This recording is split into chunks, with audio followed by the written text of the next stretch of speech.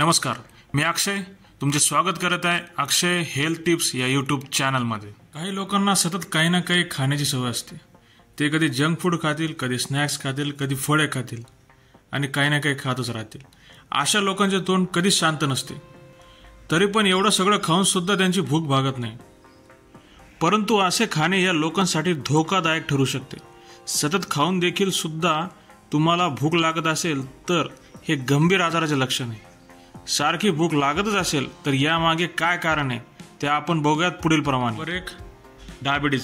सतत भूक लागण्यामागे डायबिटीज हे एक कारण असू शकते। डायबिटीज झाल्यानंतर ग्लुकोज पूर्णपणे शरीरात पसरत नाही। डायबिटीजच्या पेशंटला कंटिन्यू भूक लागतच राहते। म्हणून तुम्हाला सतत भूक लागत असेल तर तुम्हाला डायबिटीज होण्याची शक्यता जास्त आहे। चला तर व्हिडिओमध्ये पुढे जाण्या अगोदर बेल आयकॉन दाबून चॅनलला सबस्क्राइब करा। चला तर व्हिडिओमधून जास्त अतिरिक्त ताण घेणे। जास्त ताण घेतल्यानंतर पण भूक लागते। अतिरिक्त ताणामुळे हार्मोनल इम्बॅलन्स होते आणि परिणामी भूक जास्त वाढते। हार्मोनल इम्बॅलन्समुळे काही ना काही खाण्याची इच्छा होते, परिणामी आपण ओव्हर ईटिंग करतो। नंबर 3, जास्त व्यायाम करणे।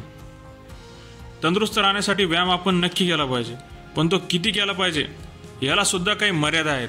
कारण जास्त व्यायाम केल्याने जास्त कॅलरी खर्च होते, परिणामी आपल्याला भूक सुद्धा जास्त लागते। जास्त व्यायाम केल्याने मेटाबॉलिझम सुद्धा जास्त फास्ट होते, परिणामी फार लवकर भूक लागून अन्न पण जास्त खाण्यात येते।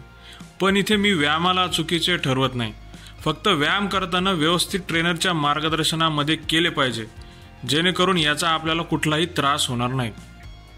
नंबर 4, मैद्याचे पदार्थ आपल्या आहारातून टाळणे। आजकाल मैद्याचे पदार्थ खाणे खूप सामान्य आहे आणि बाहेर सर्व पदार्थ जास्त करून मैद्याचेच बनतात। तसेच मैद्यापासून बनणारे जे पदार्थ आहे ते खाल्ल्यानंतर लगेच पोट भरले जाते। फक्त कॅलरीचा भरणा आहे म्हणून फक्त पोट भरते, परंतु काही वेळानंतर लगेच भूक लागते। त्यामुळे भूक वाढण्याचे मैद्याचे पदार्थ खाणे हे सुद्धा कारण असू शकते।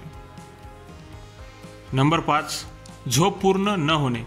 झोप ही आपल्या डेली रुटीनमध्ये फार महत्त्वाची आहे, पण जर तुम्ही रात्री उशिरा झोपत असाल तर तुम्हाला हार्मोनल इम्बॅलन्स होऊन जास्त भूक लागण्याची शक्यता आहे। आपल्याला सकाळी झोपेतून उठण्याची आणि रात्री झोपण्याची वेळ बदलायला हवी।